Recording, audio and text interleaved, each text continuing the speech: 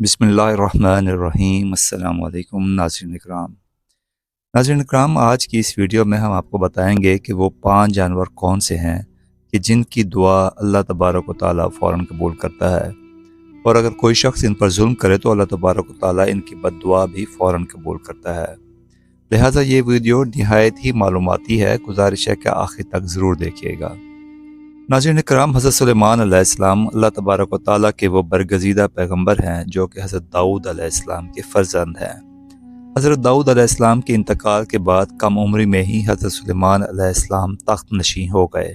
आप अलैहिस्सलाम का सिलसिला व नस्ब हज़रत इब्राहीम अलैहिस्सलाम से जाकर मिलता है, और अल्लाह तबारक व तआला ने हज़रत सुलेमान अलैहिस्सलाम को बहुत से मोजज़े अता फरमाए थे, जिनमें से चंद एक दर्ज झेल हैं। जैसा कि ऐसी अजीम बादशाह जो इनसे पहले कभी किसी को ना मिली और ना ही इनके बाद किसी को मुयस्सर आई। नंबर 2 ये कि इंसानों के अलावा जिन्नात और शयातीन को भी आप अलैहिस्सलाम के ताबे कर दिया गया था। नंबर 3, हवा को भी हज़रत सुलेमान अलैहिस्सलाम के ताबे किया हुआ था। हज़रत सुलेमान अलैहिस्सलाम अपने तख्त पर बैठकर 1 माह की मुसाफत सुबह से लेकर शाम तक तय कर लिया करते थे। नंबर 4, इनके लिए पिघले हुए तांबे का चश्मा जारी कर दिया गया था।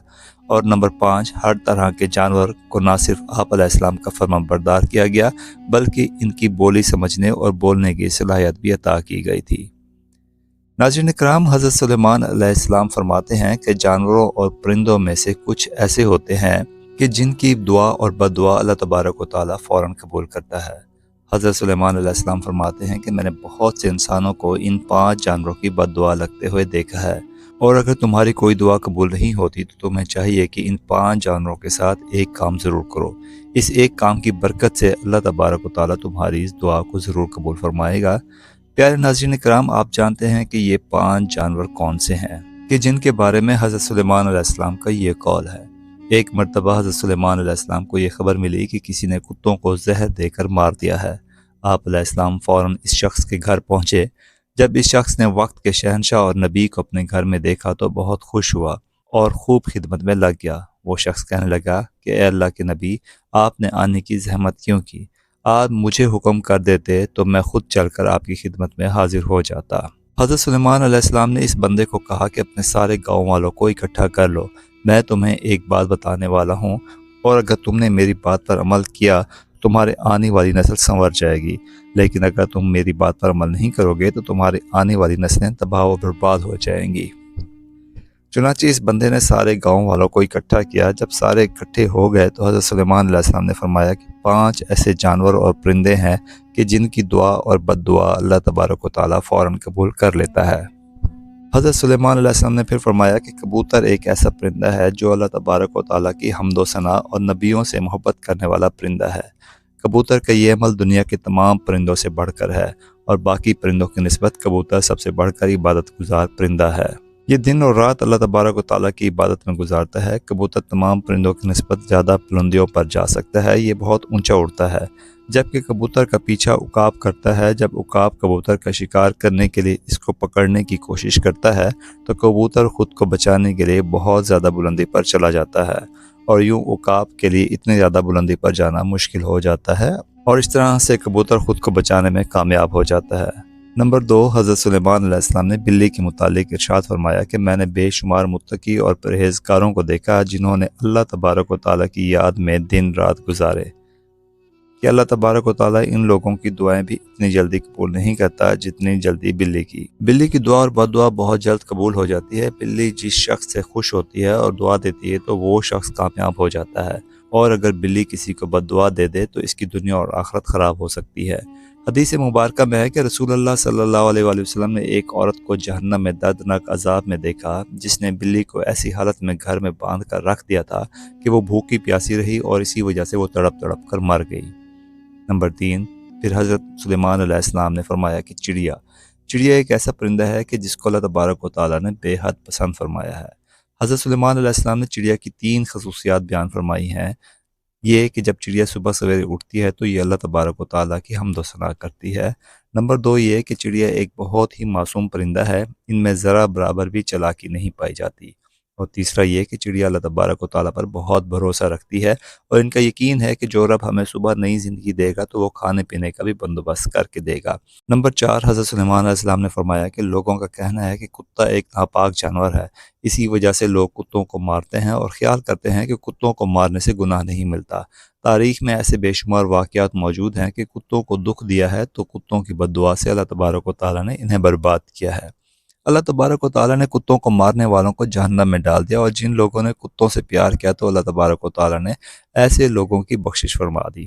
جان لیجئے کہ قرآن پاک میں بھی کتوں کا ذکر آیا ہے، جس طرح اصحاب کہف میں کتوں کا ذکر آیا ہے، جو کہ اللہ تبارک و تعالیٰ کے ولیوں سے محبت کی بنا پر جنت میں داخل ہوگا۔